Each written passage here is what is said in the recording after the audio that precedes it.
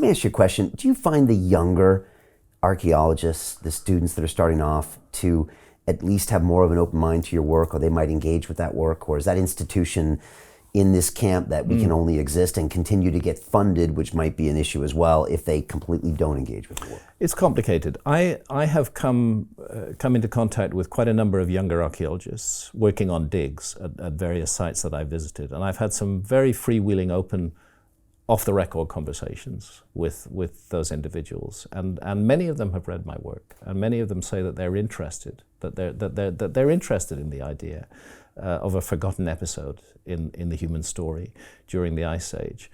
But they're not in a position to do anything with it, because the moment they start trying to do something with that, they're going to bump head on into the senior archaeologists upon whom their future depends. Will they get grants for their field work? Will they get promotions?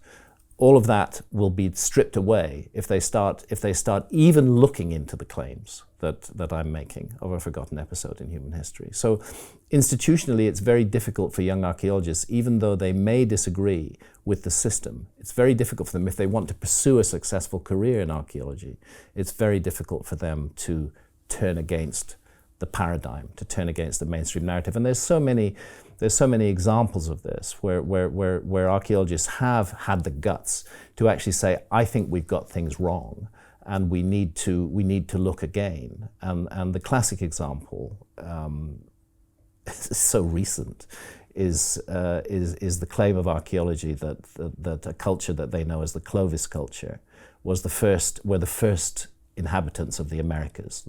The so-called Clovis first theory, which dominated American archaeology for 50 years, claims that there were no human beings in the Americas before 13,400 years ago, and that this so-called Clovis culture, which is only called the Clovis culture, we don't know what they called themselves, but the first artifacts associated with this culture were found at a place called Blackwater Draw in New Mexico, and the town of Clovis is nearby there, and that's where the archaeologists used to go to get a drink. So they called it the Clovis culture. We don't know what that culture called itself. They made beautiful spear points and arrowheads from flint and other materials. So the artifactual evidence for their presence begins 13,400 years ago and ends dramatically 12,800 years ago, which is the beginning of the Younger Dryas cataclysm. And for decades, it was the absolutely rigid and fixed mainstream view of archaeology that there were no human beings in the Americas before Clovis, none before 13,400 years ago. Then Jacques Cinq-Mars up in the Yukon finds evidence, compelling evidence, that human beings have been in the Americas for at least 24,000 years. Okay, what happens to him is that his career is destroyed. This is in the 80s and 90s. He's putting out these new finds that he's made at Bluefish Caves in the Yukon. And what happens to him is that his colleagues in archaeology literally destroy his career. Nobody will speak to him. He's shunned in corridors if he passes colleagues. His research funding is stripped away. He's accused of all sorts of malfeasance, as though he's somehow making the whole thing up. Exactly the same kind of shit that's being poured at me. And then, as the years pass, a new excavation is done at Bluefish Caves, and lo and behold, it's suddenly recognized Jacques Cinq-Mars was right.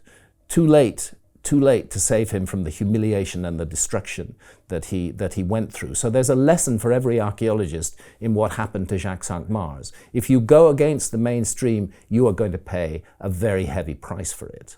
And therefore, most young archaeologists have no incentive to go against the mainstream, even though in their hearts they may know that there is something to be done. And the funny thing with the Clovis first model now is, archaeologists are now, it's typical of this. They're now saying, oh, we knew it all along. We always thought there were people in Americas before Clovis. And we got rid of that debate in the 1990s.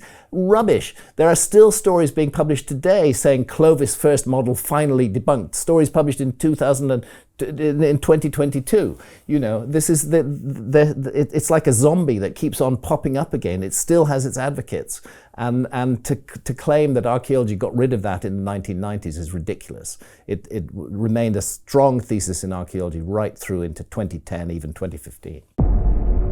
The greedy bankers are about to do it again. In 2008, they crashed our financial system and nearly bankrupted the entire global economy. Then they received trillions of dollars in government bailouts. And after, they demanded fat bonuses paid for by you, the taxpayer.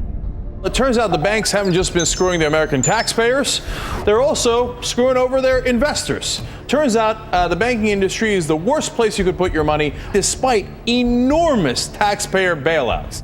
Now the bankers are back to take away your financial freedom. They lie and tell you that cryptocurrency isn't safe. They try to make it illegal for you to choose how to invest your hard-earned money. They lie and say cryptocurrency is used by money launderers and criminals. But look at the record.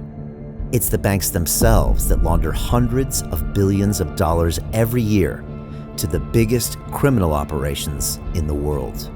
Leaked documents have revealed how some UK banks have helped criminals, money launderers and Russians under sanctions. American authorities discovered that the Sinaloa cartel moved $881 million through HSBC accounts as bank officials turned a blind eye to the illegality.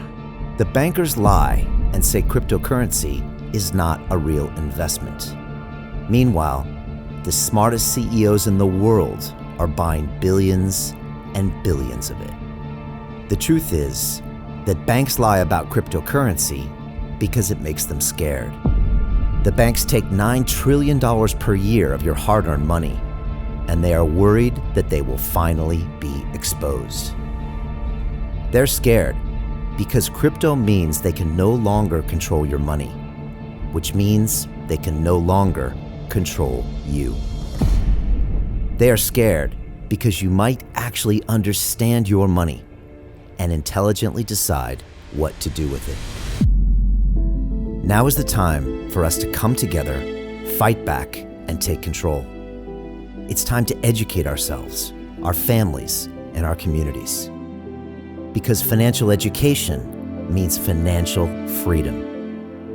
We know that cryptocurrencies will help us build the new decentralized financial system of the future. A banking system that is of the people, by the people, and for the people. A banking system where access to finance is a fundamental human right. A banking system that is free and fair and welcomes all humans on this earth. The DeFi revolution is happening. We, the people, can no longer be fooled. We choose to take control of our finances. We choose to take control of our freedom. We choose to take control of our future. Join us, and let's take back our financial freedom forever.